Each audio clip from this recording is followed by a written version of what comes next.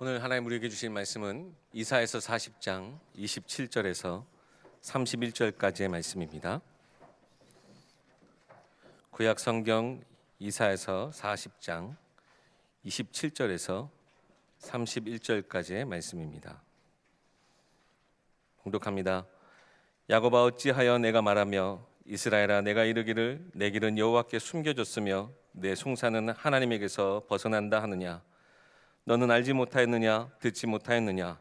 영원하신 하나님 여호와 땅 끝까지 창조하신 이는 피곤하지 않으시며 곤비하지 않으시며 명철이 한이 없으시며 피곤한 자에게는 능력을 주시며 무능한 자에게는 힘을 더하시나니 소년이라도 피곤하며 곤비하며 장정이라도 넘어지며 쓰러지되 오직 여호와를 앙망하는 자는 새 힘을 얻으리니 독수리가 날개치며 올라감 같을 것이요 다른 박질하여도 곤비하지 아니하겠고 걸어가도 피곤하지 아니하리로다. 아멘. 서랍 속 원고 뭉치라는 제목으로 박선상 목사님 말씀 전해주시겠습니다. 담임 목사님은 현재 미국 사역 중이십니다. 여러분 오고 가시는 발걸음을 위해서 계속해서 기도해 주시길 부탁드립니다. 우리 옆에 분과 한번 이렇게 같이 인사했으면 좋겠습니다. 새해 복 많이 받으시고 누리십시오. 설명절을 맞이해서 고향을 방문하여 함께 우리 가족들과 예배에 참여하신 성도님들 계시다면 주님의 이름으로 환영하고 축복합니다. 지금 저희 예일교회의 강단의 흐름은 기도입니다. 저도 오늘 함께 흐름에 맞춰서 기도에 대해서 함께 말씀을 간략하게 나누려고 하는데요. 우리가 기도를 하다 보면 할 수 있는 몇 가지 질문들이 있지요. 왜 나는 기도에 응답이 없는가? 그리고 여러분 많은 기도 제목들이 있으실 거예요. 그런데 모든 기도 제목들이 다 응답이 온 거는 아닐 겁니다. 그래서 기도 응답을 받지 못한 기도 제목들이 아마 있으실 거예요. 여러분 하나님의 뜻을 두고 기도하는 것은 굉장히 소중하고 중요한 것입니다. 그래서 내 뜻이 아니라 하나님의 뜻이 어디 있는가? 하나님의 뜻이 무엇인가? 왜 이게 중요하냐면 바울은 자기의 부르심을 하나님의 뜻대로 부르심을 받았다고 이렇게 얘기를 해요. 하나님의 뜻 안에서 하나님이 뜻하신 바를 이루기 위해서 나를 부르셨다고 이렇게 소개를 합니다. 그리고 이 바울이 우리가 기도하지 못할 때, 어찌 기도할 바를 알지 못할 때도 우리 안에 계신 성령님, 구원받은 자 안에 성령님이 다 계시죠. 성령 하나님이 우리 안에서 우리를 위하여 탄식하여 기도하시는데 로마서 8장 27절에 보면 이렇게 소개를 해요. 마음을 살피시는 이가 성령의 생각을 아시나니 이는 성령이 하나님의 뜻대로 성도를 위하여 간구하심이라. 성령 하나님이 우리 안에서 우리가 어찌 기도할 바를 알지 못할 때, 무엇을 간구해야 될지 알지도 못할 때 우리 안에서 어떻게 중보하신대요? 하나님의 뜻대로 성도를 위하여 간구하신대요. 그래서 우리의 기도도 하나님의 뜻을 알고자 하는 기도는 굉장히 소중한 기도지요. 그리고 바울이 이 로마서 12장 1절 2절에 보면 11장까지 이제 그리스도를 통해서 복음을 통해서 우리에게 주어진 귀한 축복들, 응답들, 굉장한 것들을 설명을 쫙 하지요. 그리고 12장부터는 그러므로 하면서 이제 우리의 성도들의 삶에 대해서 설명을 하기 시작합니다. 그런데 우리의 삶이 어떤 삶이 되길 하나님이 원하시느냐? 너희 몸을 하나님이 기뻐하시는 거룩한 산 제물로 드리라. 이것이 너희가 하나님 앞에 드릴 영적 예배고 합당한 예배다. 우리의 삶의 예배가 하나님께 드려질 영적 예배라고 이렇게 설명을 해요. 그런데 어떻게 삶을 살아가면 될 것이냐? 2절에 너희는 이 세대를 본받지 말고 오직 마음을 새롭게 함으로 변화를 받아 하나님의 선하시고 기뻐하시고 온전하신 뜻이 무엇인지 분별하도록 하라. 그래서 하나님의 뜻이 어디에 있는지 무엇인지 분별하는 것은 굉장히 우리의 신앙생활 속에 기도의 내용 중에 중요한 내용입니다. 그런데 여러분 하나님의 뜻을 간구하고 또 하나님의 뜻을 아는 것만큼 중요한 것이 하나가 더 있습니다. 하나님의 때를 알고 하나님의 때를 간구하는 것입니다. 여러분 우리 주님은 공생의 기간 동안 이 땅에서 사역하시면서 아버지의 뜻을 따라 사역을 하셨습니다. 그런데 언제나 그가 무언가를 이루실 때는, 무언가를 행동을 하나 하실 때는 아버지의 때를 따라서 일을 하셨습니다. 하나님의 뜻이 있어요. 그런데 이 뜻을 자기의 때나 사람들의 때가 아니라 하나님 아버지의 때를 따라서 일하셨습니다. 그래서 여러분 잘 아시다시피 가나안의 혼인잔치에 예수님은 제자들과 함께 예수님의 어머니와 함께 참여를 했죠. 이때 예수님의 어머니가 포도주가 떨어지니까, 이때 당시는 포도주가 떨어진 것은 그냥 먹을 것이 마실 것이 떨어졌나 보다 이렇게 여길 것이 아니라 굉장히 잔치가 완전히 잔치집이 제사집이 될 만큼 완전한 수치를 당하는 그런 일이었거든요. 그러니까 굉장한 큰일이 벌어진 거예요. 그래서 예수님의 어머니가 예수님께 와서 포도주가 떨어졌으니까 조금 일을 좀 해주십시오, 이렇게 부탁을 한 거죠. 그런데 예수님이 이렇게 말씀하십니다. 여자여, 내가 무슨 상관이 있습니까? 내 때가 아직 이르지 않았습니다. 그리고 요한복음 7장에도 보면 초막절이 다가와요. 이제 유명한 명절이죠. 초막절이 다가와서 예수님의 형제들이 예수님에게 가서 이제 권유를 합니다. 여기 있지 말고 저기 예루살렘으로 좀 올라가라, 유명해져야 될 거 아니냐, 이렇게 계속 권유를 합니다. 근데 예수님은 그 형제들의 권유도 뭐라고 거절하시냐면 내 때가 아직 이르지 않았습니다. 그런데 여러분, 이 두 사건을 보면 아이러니한 게 있습니다. 여러분 아시다시피 내 때가 이르지 않았습니다 이렇게 말씀하시고 물을 포도주로 바꾸시죠. 일을 행하셨어요. 그 초막절 때 이 형제들의 권유를 받고 올라가지 않으셨거든요, 예루살렘으로. 그런데 몰래 올라가십니다. 아이러니죠. 근데 여기에 굉장한 메시지가 담겨져 있는 겁니다. 우리 주님은 누군가의 조종을 당하는 분이 아니라는 겁니다. 우리 주님은 사람들이 요청하는 사람들의 때가 아닌 하나님의 때, 하나님의 시간표를 카이로스라고 합니다. 카이로스를 따라서 하나님의 뜻을 이루셨습니다. 그러니까 우리가 하나님의 뜻은 알아요.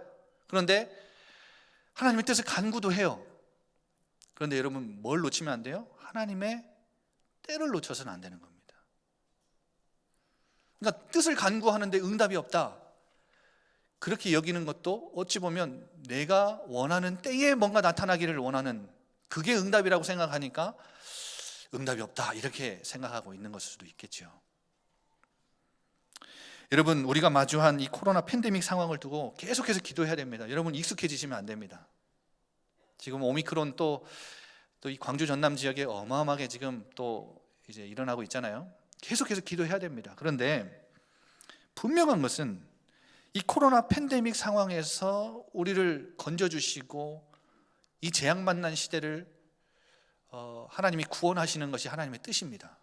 그렇죠? 그런데 이 하나님의 뜻을 우리가 간구해야 되는데, 이제 응답이 올 것 같은 이 기미가 안 보이니까 기도를 포기하거나 이제 놓고 있는 분들이 계실 수 있기 때문에, 그러니까 하나님의 때는 반드시 있습니다. 하나님의 뜻을 간구해야 하지만 반드시 하나님의 때가 있다는 것을 우리가 믿고 기도하면서 기다리는 겁니다. 그리고 여러분, 이번 주간에 설 명절을 맞이해서 여러분 아마 가족 친지들 많이 만나실 겁니다. 가정 가문 복음화는 하나님의 뜻입니다. 그렇죠?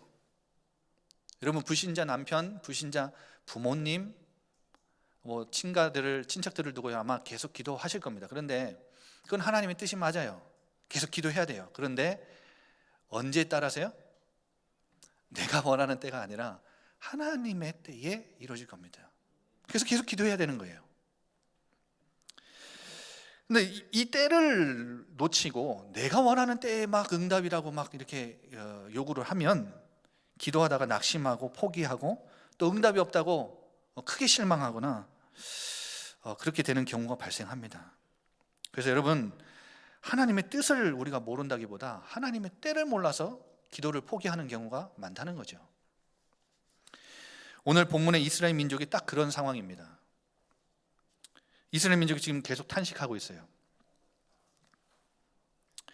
이사야서는 40장이 기준으로 전반부와 후반부가 나뉘거든요. 그러니까 1장부터 39장까지는 전반부인데 유다와 예루살렘을 향한 하나님의 심판을 계속 이사야 선지자를 통해서 예언하십니다. 도구는 바벨론이라는 강대국을 하나님이 도구로 사용해서 이스라엘 민족, 자기의 민족을 하나님이 심판하실 것을 예언하세요. 그런데 40장부터는 분위기가 전환돼서 바벨론의 포로가 된 유배 공동체에 하나님이 주시는 위로와 소망의 말씀, 회복의 말씀을 선언하십니다. 그런데 40장 1절은 단락 전체의 도입부라고 볼 수 있어요. 1절을 보세요. 너희의 하나님이 이르시되 너희는 위로하라, 내 백성을 위로하라. 그럼 하나님이 이스라엘 민족을 치셨어요. 바벨론을 들어서 심판하셨다고요. 그런데 뭐라고 부르세요? 내 백성이라고 부르세요. 얼굴을 돌리셨던 하나님이 이젠 다시 찾아오셔서 내 백성이라고 부르세요.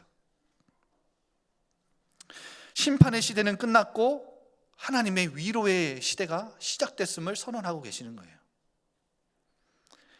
이것이 하나님의 뜻이에요. 아무리 너네가 포로가 돼 있어도, 포로로 가서 유배되어 있는 상황이라도, 아무리 비참한 상황이라도 하나님은 거기서 너희를 건질 거야. 너희를 회복시킬 거야. 이게 하나님의 뜻이에요. 그리고 여러분 그 3절부터 보면 여호와의 길을 예배해라. 사막에서 하나님의 대로를, 여호와께서 오시는 그 길을 평탄하게 해라. 멀리 떠나셨던 하나님이 다시 돌아오신대요. 하나님이 다시 왕으로서 귀환하신대요. 이스라엘 민족을 다시 통치하시고 다스리실 거래요. 이 얼마나 놀라운 복음의 소식입니까? 근데 여러분, 하나님이 오시는 그 길은 4절에 보면 골짜기마다 도두어지며 산마다 언덕마다 낮아지고 고르지 아니한 것은 평탄하게 되고 험한 것이 평지가 될 것이다. 무슨 말이냐? 하나님이 돌아오시는 그 길목에 어떠한 장애물도 하나님의 길을, 하나님의 행렬을 막지 못한다는 거예요. 하나님은 다시 돌아오실 거예요. 그리고 6절부터 보면 말하는 자의 소리여 외쳐라. 이사야가 말하죠. 내가 뭐라 외칠까요? 모든 육체는 풀이고 모든 아름다움은 들의 꽃과 같다. 이 들과 풀은 무엇을 말하냐? 꽃은 무엇을 말하냐? 육체를 말해요. 인간을 말한다고요. 그런데 풀은 마르고 꽃은 시드나 인생은 덧없습니다. 인간은 의지할 대상이 아니지만 무엇을 의지해야 된다? 무엇을 붙잡아야 된다? 우리 하나님의 말씀은 영원하기 때문에 그 말씀을 붙잡는 것이다.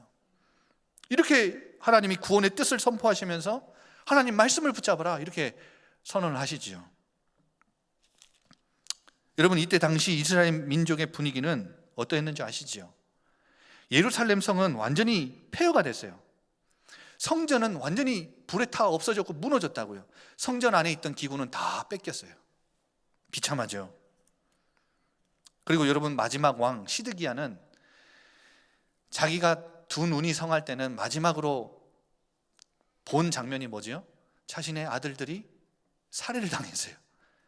그리고 눈알이 뽑혔다고요. 얼마나 비참합니까? 그리고 쇠고랑을 차서 바벨론까지 끌려가요.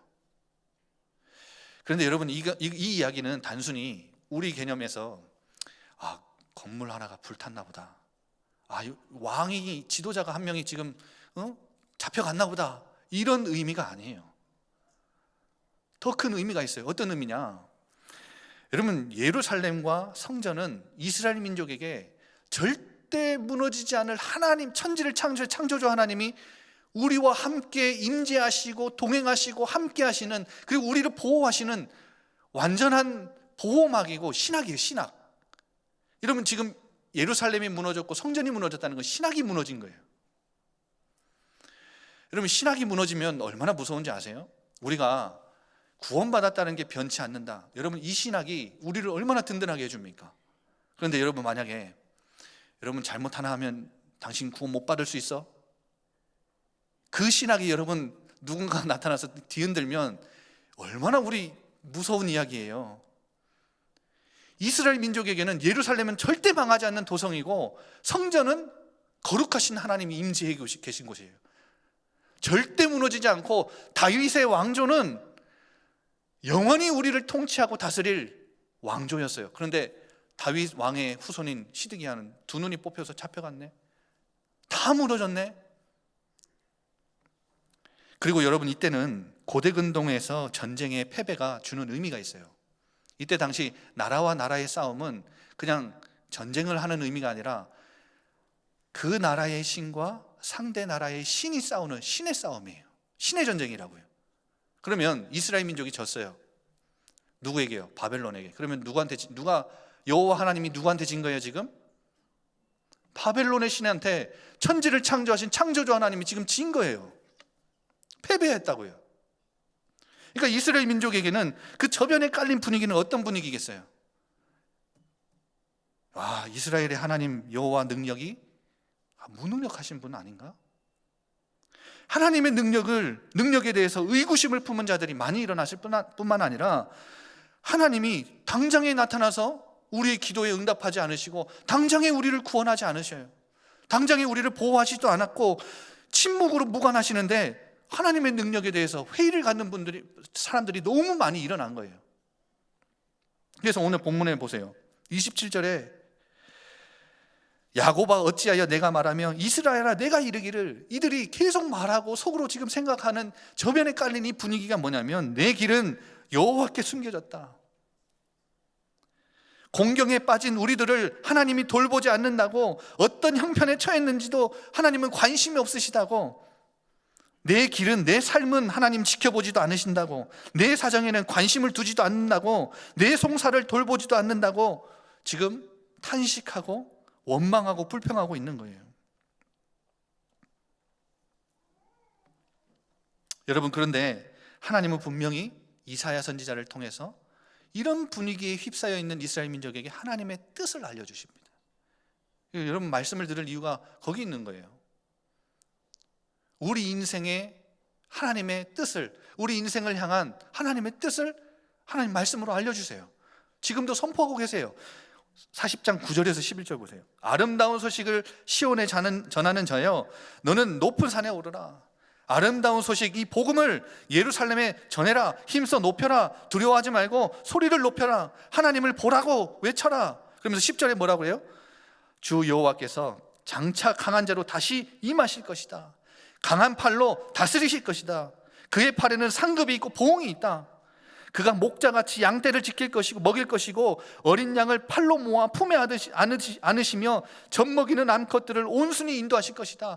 왕으로 귀환하신 우리 여호와 하나님은 포로로 비참하게 끌려간 것처럼 보이는 이 민족에게 다시 돌아오셔서 뭐 하신다는 거예요? 양처럼 다시 이들을 이끄시고 인도하시고 보호하시겠다는 거예요. 이게 하나님의 뜻이에요. 오늘 그 소망과 위로의 말씀을 이사야 선지자를 통해서 선포하고 계시는 거예요.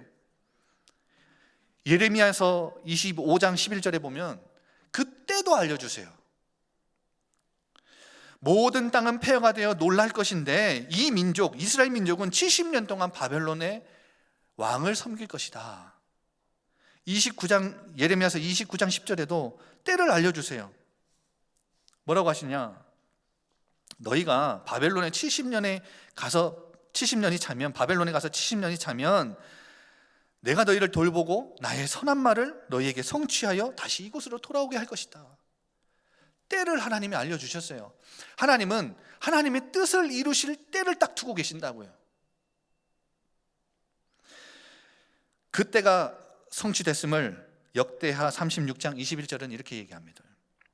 토지가 황폐하여 땅이 안식년을 누림같이 하여 70년을 지냈으니 여호와께서 예레미야의 입으로 하신 말씀을 이루셨더라. 여러분, 결국 70년 만에 이스라엘 민족은 그 비참했던 포로 생활을 마치고 유배를 마치고 돌아옵니다. 여러분, 그러면 이 시기는 어떤 시기라고 볼 수 있어요? 심판의 시기인 동시에 회복의 시기이기도 했습니다.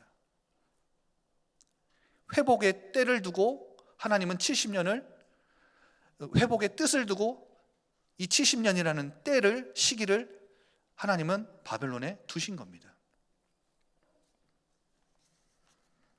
그러면 제가 오늘 말씀드리고 싶은 부분은 이 긴 기다림의 시간, 응답이 없는 것처럼 보이고 하나님이 내 삶에는 무관심한 것처럼 보이고 나는 아무리 뜻을 두고 기도해도 응답이 없는 것처럼 보이는 이 현실을, 이 긴 기다림을 어떻게 그러면 우리는 이해하고 표현할 수 있겠습니까? 어떻게 우리는 받아들여야 되겠습니까? 이 시기를. 저는 여러분 오늘 이 말씀 딱 붙잡고 갔으면 좋겠습니다. 양생의 과정이다. 양생의 과정. 여러분 요즘에 우리 지역의 안타까운 그 사고 때문에 뉴스를 틀면 양생이라는 단어가 굉장히 많이 나옵니다. 여러분 이 양생이 뭔지 아시지요? 공장에서 뭔가의 물건을 제조하는 과정 중에, 그리고 건축 현장에서 건물을 짓는 그 공사 과정 중에 이 양생이라는 과정은 반드시 필요한 과정입니다. 이 제품이나 소재를 재워두는 것을 의미합니다. 그냥 가만히 놔두면서 바람을 쐬게 해서 내부가 단단해지도록 만드는 그 양생의 과정을 의미합니다. 여러분 이 양생을 확실하게 해주지 않으면 덜 말라서 무른 것이 나오고 고르게 배어들지 않은 것들이 나온다는 겁니다.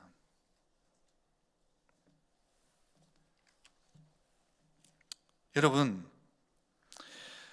일본의 무라카미 하루키라는 소설가가 있습니다. 이 소설가가 쓴 글 쓰는 비법 5가지가 있어요.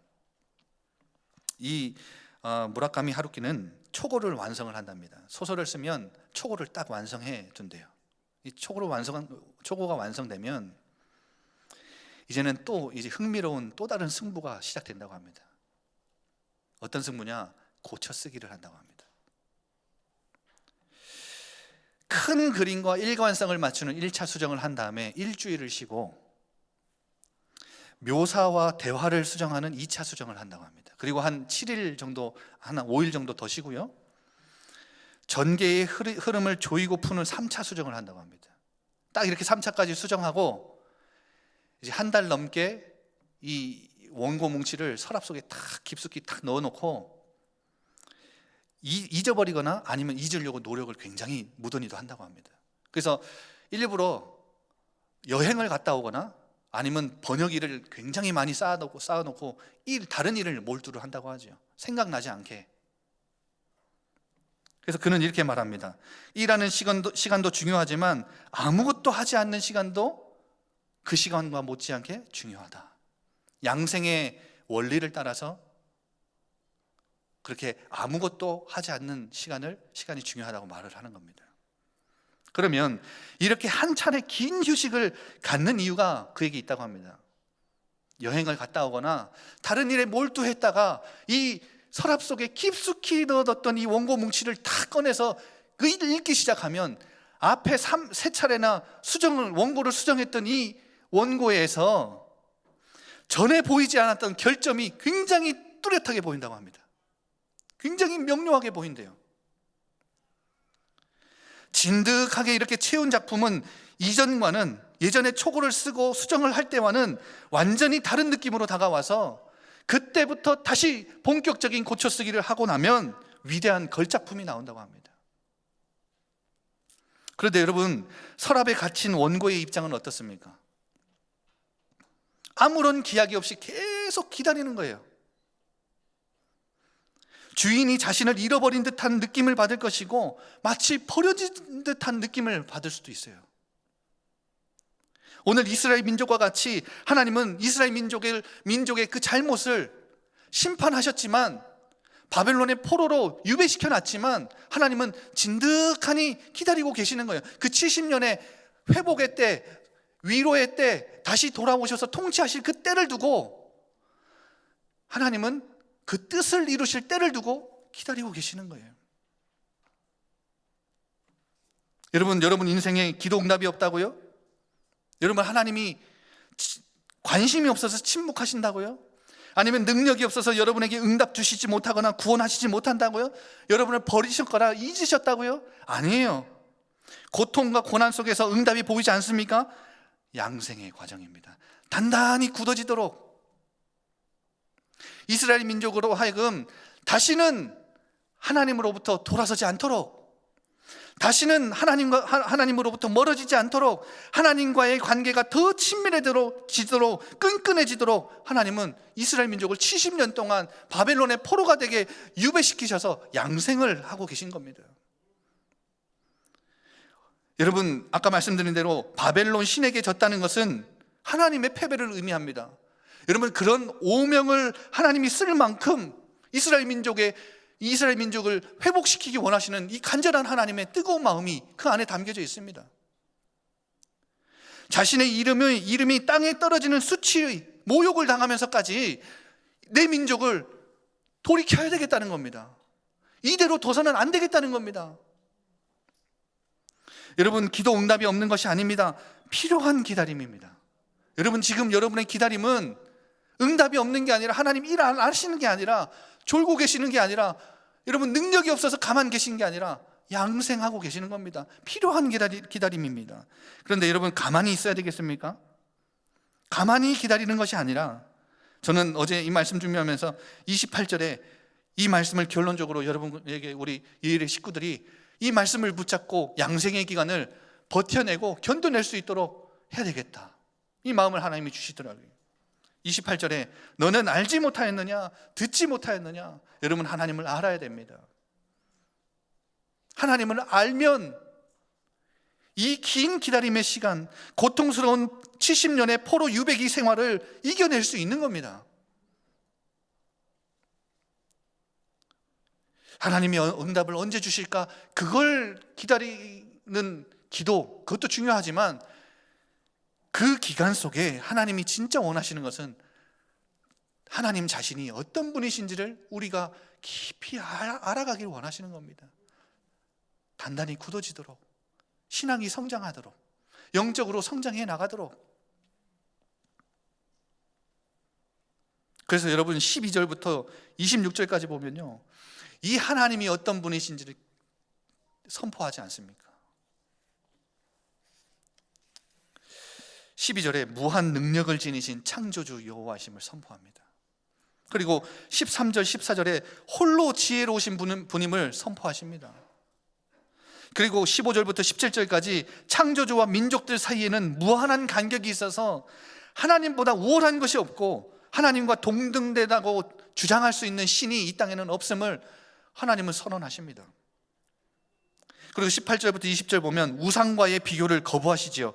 21절부터 24절 보면 역사를 지배하는 능력을 가진 분이 창조주 하나님임을 선포합니다. 25절, 26절 보면 권세와 능력이 무한하시고 크신 여호와 하나님을 선포합니다. 여러분, 하나님을 알면 알수록 우리 믿음은, 우리의 영적인 성장은 이루어집니다. 믿음은 깊이가 더해집니다.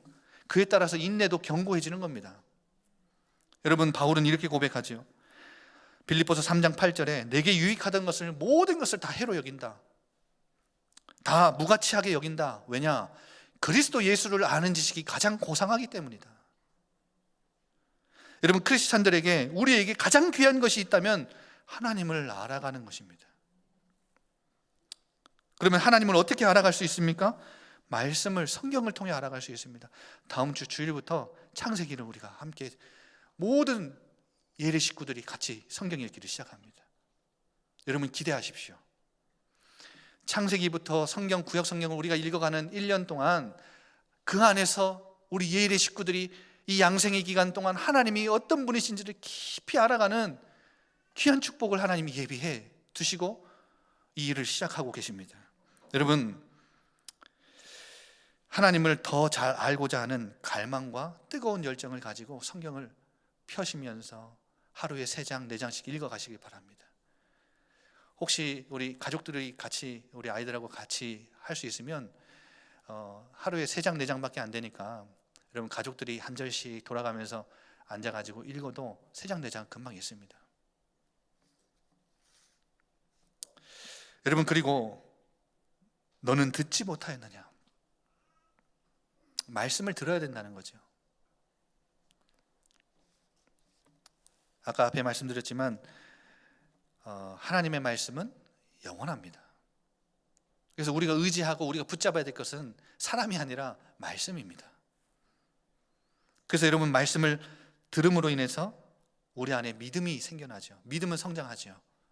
로마서 10장 17절에는 이런 말씀이 있지요. 믿음은 들음에서 난다. 혹시 믿음이 약하다고 생각하시는 분들 계십니까? 나는 아직 믿음이 너무 부족합니다. 그러면 그냥 그 자리에 계시지 말고 어디 자리에 나와야 돼요? 말씀을 듣는 자리에 나와야 돼요. 언제나 시시때때로. 여러분 요즘에 얼마나 기계가 잘 돼 있습니까? 말씀을 계속 들으십시오. 그래야 믿음은 성장합니다. 목사님이 가서 도와줄 수 있는 게 아니에요. 믿음의 주요 온전케 하시는 이는 우리 주 예수 그리스도밖에 없기 때문에 우리 주님이 여러분 믿음을 간구하면서 믿음 더해달라고 말씀을 듣기 시작하면 여러분 하나님 우리 주님은 반드시 주실 겁니다. 그리고 마지막으로 여러분 우리 이 긴 유배기 양생의 과정 괴롭잖아요. 포로로 잡혀갔는데 편하진 않을 겁니다. 어떻게 이 고통스러운 시기를 극복하고 이겨낼 수 있느냐?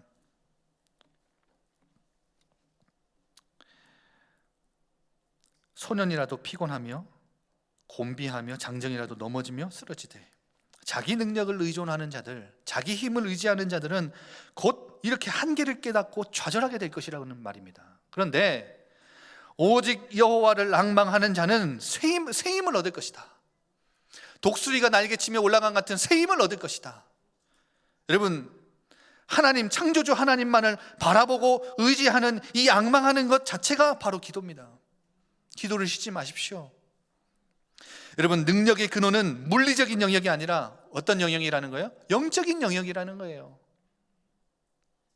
힘 빠질 수 있어요. 우리가 흔들릴 수 있어요. 하지만 능력의 근원인 우리 하나님 아버지 창조주 하나님을 앙망하고 바라볼 때 그는 우리에게 새 힘을 주시는 분이십니다.